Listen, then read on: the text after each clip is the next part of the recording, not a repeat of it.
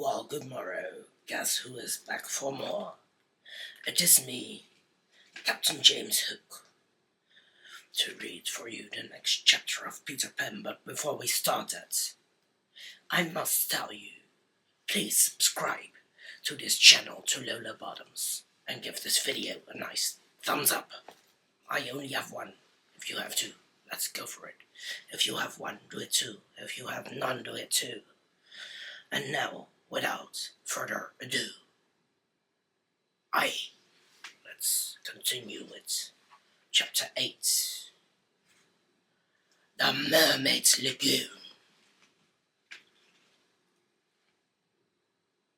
If you shut your eyes and are a lucky one, you may see at times a shapeless pool of lovely pale colors suspended in the darkness.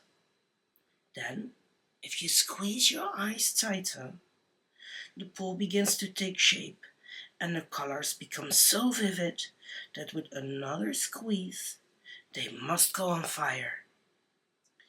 But just before they go on fire, you see the lagoon.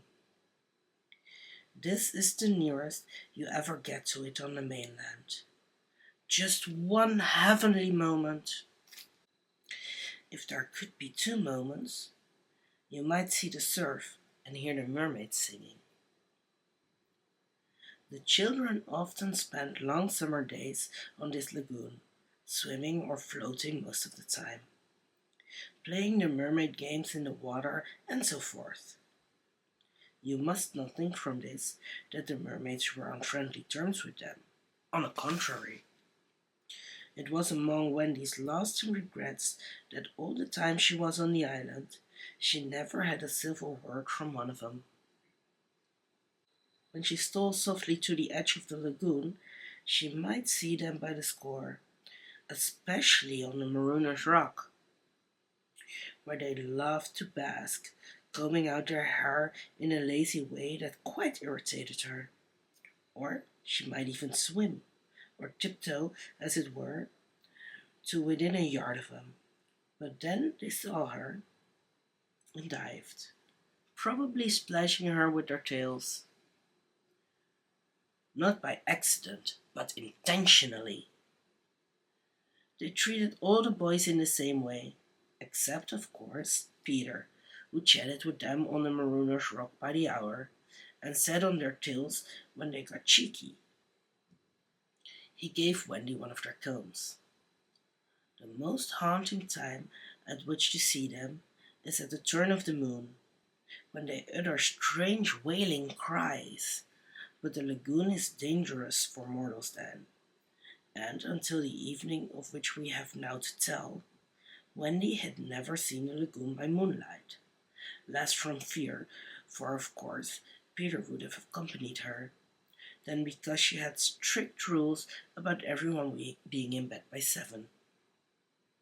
She was often at the lagoon, however, on sunny days after rain, when the mermaids come up in extraordinary numbers to play with their bubbles. The bubbles of many colors, made in rainbow water, they treat as balls, hitting them gaily from one to another with their tails, and trying to keep them in the rainbow till they burst. The goals are at each end of the rainbow, and the keepers only are allowed to use their hands. Sometimes hundreds of mermaids will be playing in the lagoon at a time, and that is quite a pretty sight. But the moment the children tried to join in, they had to play by themselves, for the mermaids immediately disappeared. Nevertheless, we have proof that they secretly watched the interlopers, and were not above taking an ID from them. For John introduced a new way of hitting the bubble, with the head instead of the hand, and the mermaid goalkeepers adopted it. This is the one mark that John has left on the Neverland. It must also have been rather pretty to see the children resting on a rock for half an hour after their midday meal. Wendy insisted on their doing this, and it had to be a real rest, even though the meal was make-believe. So they lay there in the sun, and their bodies glistened in it, while she sat beside them and looked important. It was one such day, and they were all on Marooner's Rock. The rock was not much larger than their great bed, but of course they all knew how not to take up much room, and they were dozing, or at least lying with their eyes shut, and pinching occasionally when they thought Wendy wasn't looking. She was very busy stitching. While she stitched, a change came to the lagoon. Little shivers ran over it, and the sun went away, and shadows stole across the water, turning it cold. Wendy could no longer see to thread her needle, and when she looked up, the lagoon had always hitherto been such a laughing place, seemed formidable and unfriendly. It was not, she knew, that night had come, but something as dark as night had come. No, worse than that, it had not come, but it had sent that shiver through the sea to say that it was coming. What was it? There crowed upon her all the stories she had told of Marooner's Rock, so called because even evil captains put sailors on it and leave them there to drown. They drown when the tide rises, for then it is submerged.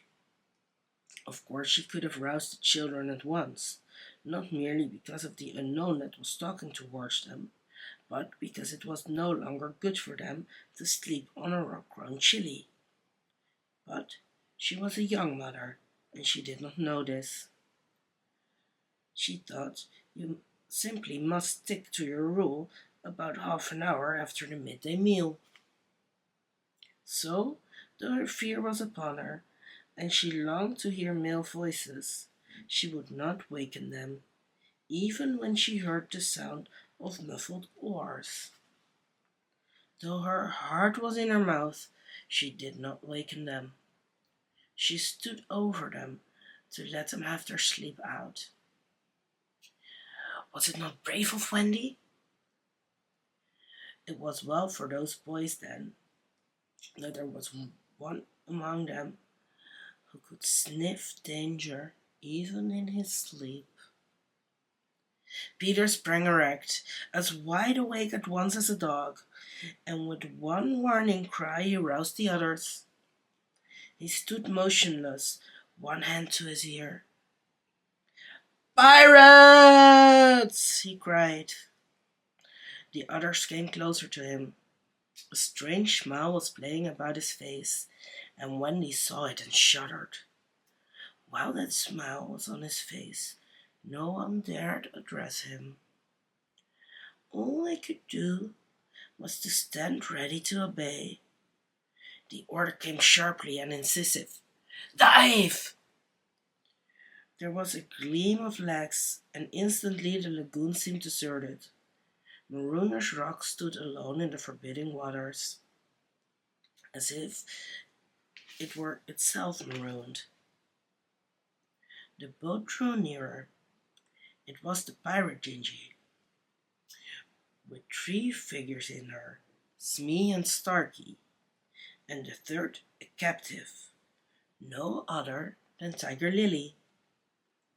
Her hands and ankles were tied, and she knew what was to be her fate. She was to be left on the rock to perish, an end to one of her raids more terrible than death by fire or torture, for it is not written in the book of the tribe that there is no path through the water to the happy hunting ground. Yet her fate was impassive. She was the daughter of a chief. She must die as a chief's daughter. It is enough. They had caught her boarding the pirate ship with a knife in her mouth. No watch was kept on the ship. it being Hook's boast that the wind of his name guarded the ship for a mile around. Now her fate would help to guard it also. One more whale would go around in that wind by night.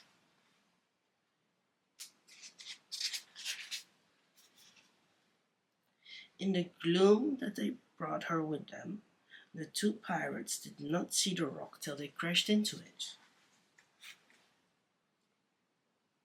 "Love you, lubber!" cried an Irish voice that was Smee's. "Here's the rock. Now then, what we have to do is to hoist the natives onto it and leave her there to drown." It was the work of one brutal moment to land the beautiful girl on the rock. She was too proud to offer a vain resistance.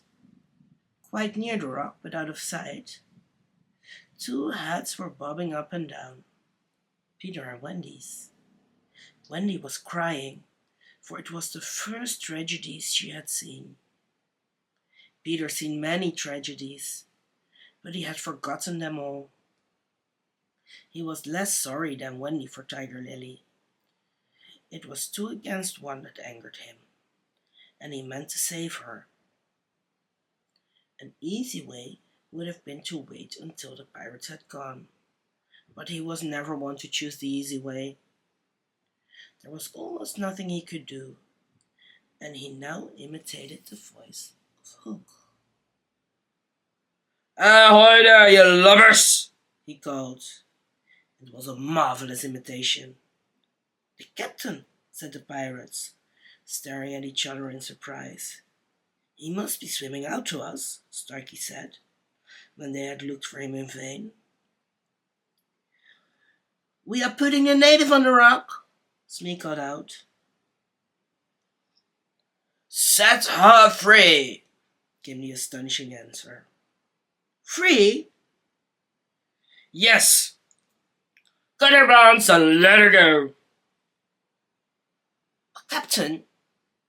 "At once, Jahia," cried Peter, "or I'll plunge my hook into you." "This is queer," Smee gasped. "Better you do what the captain orders," said Starkey nervously. "Aye, aye," Smee said, and he cut Tiger Lily's cords. At once, like an eel, she slid between Starkey's legs into the water. Of course, Wendy was very elated over Peter's cleverness, but she knew that he would be elated also, and very likely crow, and thus betray himself, so at once her hand went out to cover his mouth. But it was stayed even in the act, for "Boat ahoy!" rang over the lagoon in Hook's voice, and this time it was not Peter who had spoken. Peter may have been about to crow, but his face puckered in a whistle of surprise instead. "Boat ahoy!" again came the cry. Now Wendy understood. The real Hook was also in the water. He was swimming to the boat, and as his men showed a light to guide him, he had soon reached them. In the light of the lantern, Wendy saw his hook grip the boat's side. She saw his evil, swarthy face as he rose, dripping from the water and quaking. She would have liked to swim away, but Peter would not budge. He was tingling with life and also top-heavy with conceit. "Am I not a wonder? Oh, am I not a wonder?" he whispered to her, and she thought so also. She was really glad, for the sake of his reputation, that no one heard him except herself. He signed to her to listen. The two pirates were very curious to know what had brought their captain to them. but he sat with his head on his hook, in a position of profound melancholy. "Captain, is all well?" they asked timidly, but he answered with a hollow moan. "He sighs," said Smee. "He sighs again," said Starkey. "And yet a third time he sighs," said Smee. "What's up, Captain?" Then at last he spoke passionately. "The game's up," he cried. "Those boys have found a mother." Affrighted though she was, Wendy swelled with pride. "Oh, evil day," cried Starkey. "What's a mother?" asked the ignorant Smee. Wendy was so shocked that she exclaimed, "He doesn't know!" And always after this she felt that if she could have a pet pirate, Smee would be her one. Peter pulled her beneath the water, for Hook had started up, crying, "What was that?" "I heard nothing," said Starkey, raising the lantern over the waters, and as the pirates looked, they saw a strange sight. It was the nest I have told you of, floating on the lagoon, and the Neverbird was sitting on it. "See," said Hook in answer to Smee's question, "that is a mother. What a lesson! The nest must have fallen into the water, but would the mother desert her eggs? No." There was a break in his voice, as if for a moment he recalled innocent days when... But he brushed away his weakness with his hook. Smee, much impressed, gazed at the bird as the nest was borne past. But the more suspicious Starkey said, "If she is a mother, perhaps she is hanging about here to help Peter." Hook winced. "Aye! That is the fear that haunts me." He was roused from this dejection by Smee's eager voice. "Captain," said Smee, "could we not kidnap these boys' mother and make her our mother?" "It's a princely scheme," cried Hook, and at once it took practical shape in his great brain. "We will seize the children and carry them to the boat. The boys we will make walk the plank, and Wendy shall be our mother." Again Wendy forgot herself. "Never!" she cried, and bobbed. What was that? But they could see nothing. They thought it must have been but a leaf in the wind. "Do you agree, my bullies?" asked Hook. "There is my hand on it," they both said. "And there is my hook. Swear." They all swore. By this time they were on the rock, and suddenly Hook remembered Tiger Lily. "Where is the native?" he demanded abruptly. He had a playful humor at moments, and they thought this was one of the moments. "That is all right, Captain," Smee answered complacently. "We let her go." "Let her go!" cried Hook. "'Twas your own orders," the boatswain faltered. "You called over the water to us to let her go," said Starkey. "Brimstone and gall!" thundered Hook. "What cozening is there?" His face had gone black with rage, but he saw that they believed their words, and he was startled. "Lads," he said, shaking a little, "I gave no such order." "It is passing queer," Smee said. and they all fidgeted uncomfortably. Hook raised his voice, but there was a quiver in it. "Spirit that haunts this dark lagoon tonight," he cried. "Dost hear me?" Of course, Peter should have kept quiet, but of course he did not. He immediately answered in Hook's voice. "Odds bobs, hammer and tongs, I hear you." In that supreme moment, Hook did not blanch, even at the gills, but Smee and Starkey clung to each other in terror. "Who are you, stranger? Speak," Hook demanded. "I am James Hook," replied the voice, "captain of the Jolly Roger." You are not," Hook cried hoarsely. "Brimstone and gall," the voice retorted. "Say that again, and I'll cast an anchor in you." Hook tried a more ingratiating manner. "If you are Hook," he said almost humbly, "come tell me, who am I?" "A codfish," replied the voice. "Only a codfish."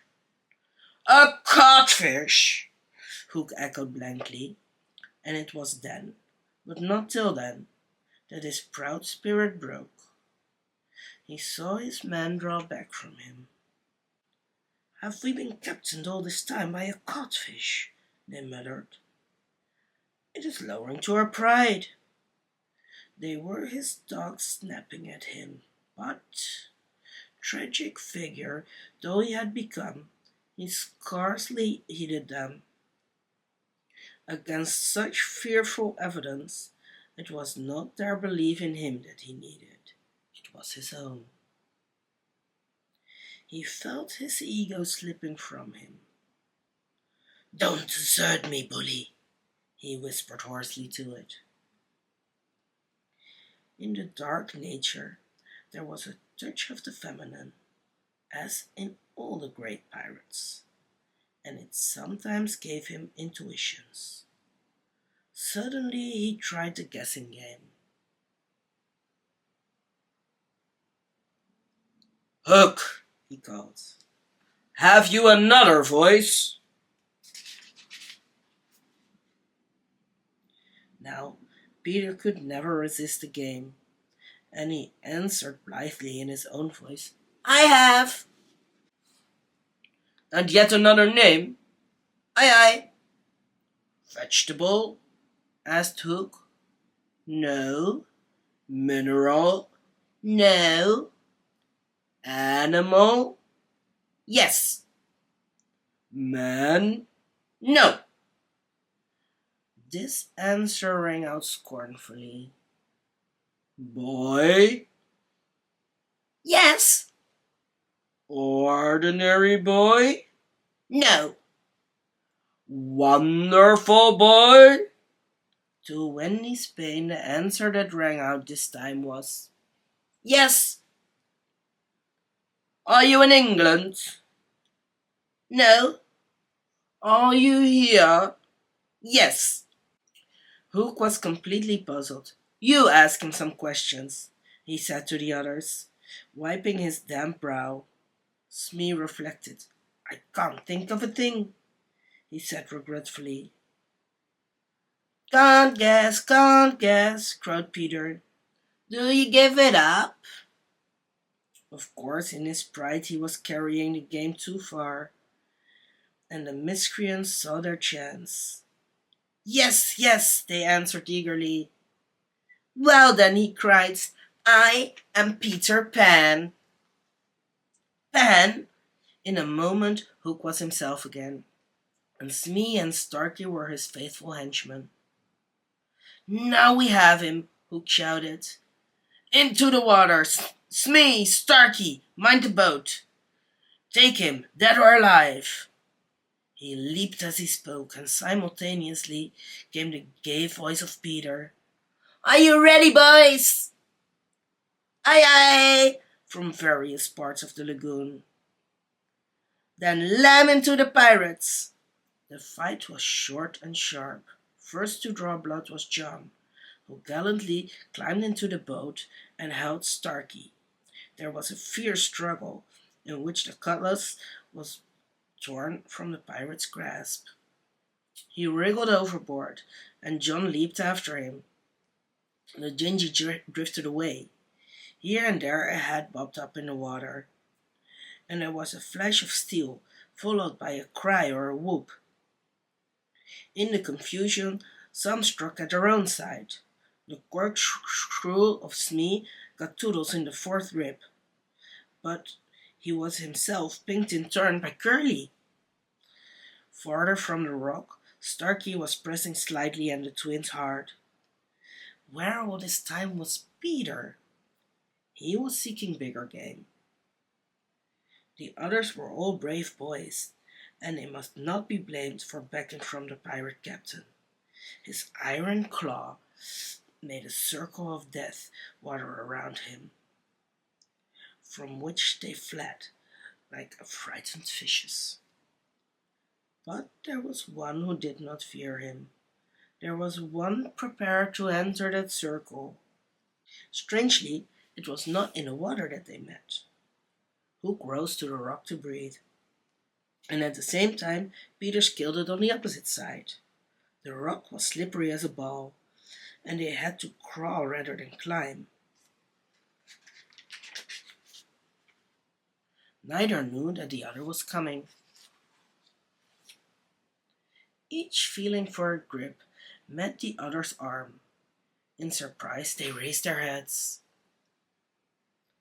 Their faces were almost touching, so they met. Some of the greatest heroes have confessed that just before they fell to, they had a sinking. Had it been so with Peter at that moment, I would admit it. After all, this was the only man that the sea cook had feared. But Peter had no sinking. He had one feeling only, gladness, and he gnashed his pretty teeth with joy.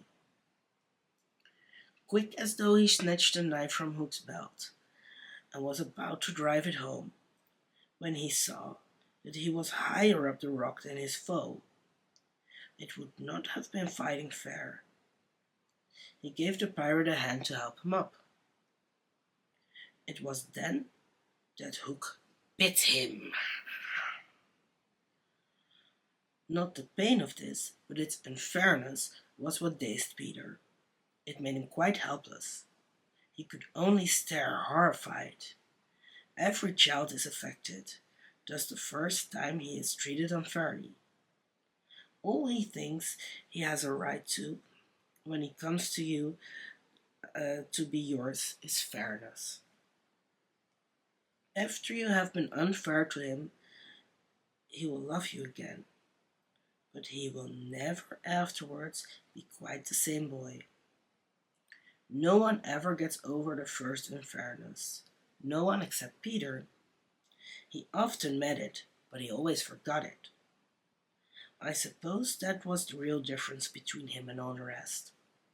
So, when he met it now, it was like the first time, and he could just stare, helpless.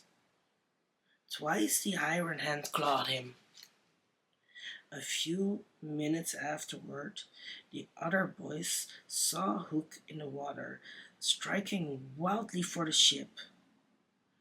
No elation on his pestilent face now, only white fear, for the crocodile was in dogged pursuit of him. On ordinary occasions, the boys would have swum alongside cheering, but now they were uneasy, for they had lost both Peter and Wendy, and were scouring the lagoon for them, calling them by name. They found the dinghy and went home in it, shouting, "Peter! Wendy!" as they went. But no answer came save mocking laughter from the mermaids. They must be swimming back or flying, the boys concluded. They were not very anxious. They had such faith in Peter. They chuckled, boy-like, because they would be late for bed, and it was all Mother Wendy's fault. When their voices died away, there came cold silence over the lagoon, and then a feeble cry. "Help! Help!" Two small figures were beating against the rock. The girl had fainted and lay on the boy's arm. With a last effort, Peter pulled her up the rock and then lay down beside her. Even as he also fainted, he saw that the water was rising. He knew that he would soon be drowned, but he could do no more. As they lay side by side, a mermaid caught Wendy by the feet and began pulling her softly into the water.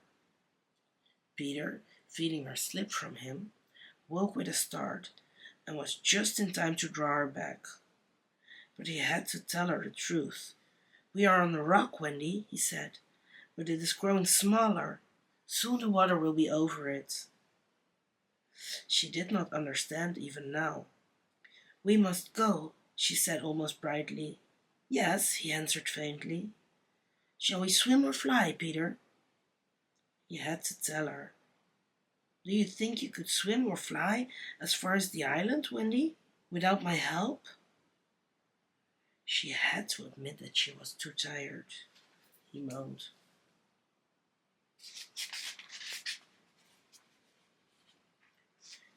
"What is it?" she asked, anxious about him at once. "I can't help you, Wendy. Hook wounded me. I can neither fly nor swim." "Do you mean we shall both be drowned?" "Look how the water is rising." They put their hands over their eyes to shut out the sight. They thought they would soon be no more. As they sat, thus something brushed against Peter, as light as a kiss, and stayed there, as if saying timidly, "Can I be of any use?" It was the tail of a kite which Michael had made some days before. It had torn itself out of his hand and floated away. "Michael's kite," Peter said without interest. But next moment he had seized the tail and was pulling the kite towards him. "It lifted Michael off the ground," he cried. "Why should it not carry you? Both of us." "It can't lift two. Michael and Curly tried." "Let us draw lots," Wendy said bravely. "And you a lady? Never." Already he had tied the tail round her. She clung to him. She refused to go without him. But with a "Goodbye, Wendy," he pushed her from the rock, and in a few minutes she was borne out of his sight. Peter was alone in the lagoon. The rock was very small now. Soon it would be submerged. Pale rays of light tiptoed across the waters, and by there was to be heard a sound at once the most musical and the most melancholy in the world. The mermaids calling to the moon. Peter was not quite like other boys, but he was afraid at last. A tremor ran through him, like a shudder passing over the sea. But on the sea one shudder follows another, till there are hundreds of them, and Peter felt just the one. Next moment he was standing erect on a rock again, with that smile on his face, and a drum beating within him. It was saying, "To die will be an awfully big adventure." Nahar. That was chapter 8. Have you liked and subscribed yet? You should, you know. You should, and you should come back next week for the rest of the story. I gnaw my iron hook at you to say, until next time.